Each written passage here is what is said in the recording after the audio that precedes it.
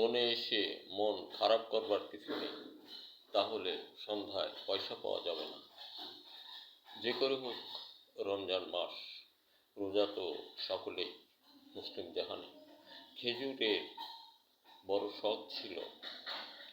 বাংলাদেশে বিদেশি সৌদি থেকে খেজুর আমাদের অর্পণ করেছেন সকল দ্বার প্রান্তে পৌঁছে দেওয়ার জন্য আমাদের শ্রমজীবী মানুষদের নাকি নেতা আছেন এদেশে, এমপি মন্ত্রী সাহেবরা।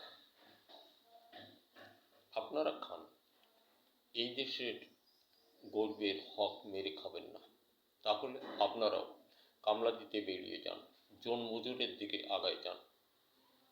জনমজুর হিসেবে যাকে আপনারা অভিযোগ করেছিলেন, যাকে ঘৃণা করেছিলেন, সে আজকে আপনাদের নিয়ম নীতির জগতে আপনাদিগের বাবা হতে চলেছে।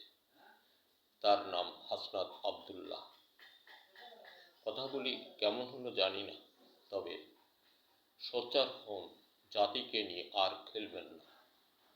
তাহলে আপনাদের পরিণতি দুরূহ, দুর্দিন, চরম, দুর্বিষিকাময় এক জ্বলন্ত প্রদীপ হয়ে যাবে, যেটা তেলবিহীন দাবানলে ঢুকবে, জ্বলবে।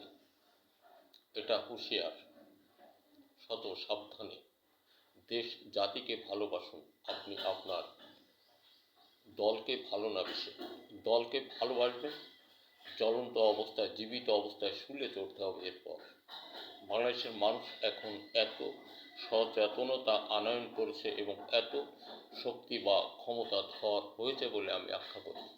হুঁশিয়ার, আপনি যে দলের নেতা নেত্রী হন না কেন, সমঝোতার মধ্যে চলবেন।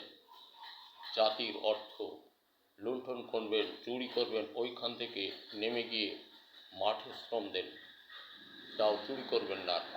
করবেন। দেখেছেন এদেশের দুর্নীতির পরিণতি। প্রত্যক্ষদর্শী শেখ হাসিনা, উনি নাকি জানতে পারলাম একটা ভিডিওতে আউলিয়া নিয়ে, যাক ওদিকে যাব না। তিনি যেহেতু দেশ ছেড়ে রাতের অন্ধে চলে গিয়েছিলেন,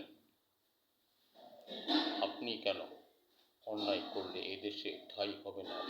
কৃষক বন্ধু, আপনারা ফসল উৎপাদন হতে দূরে সরে যাবেন না। দেশের সকল ছেলেরা তোমরা মানুষ হও, চরিত্রগত সুন্দর চরিত্রের অধিকারী হও।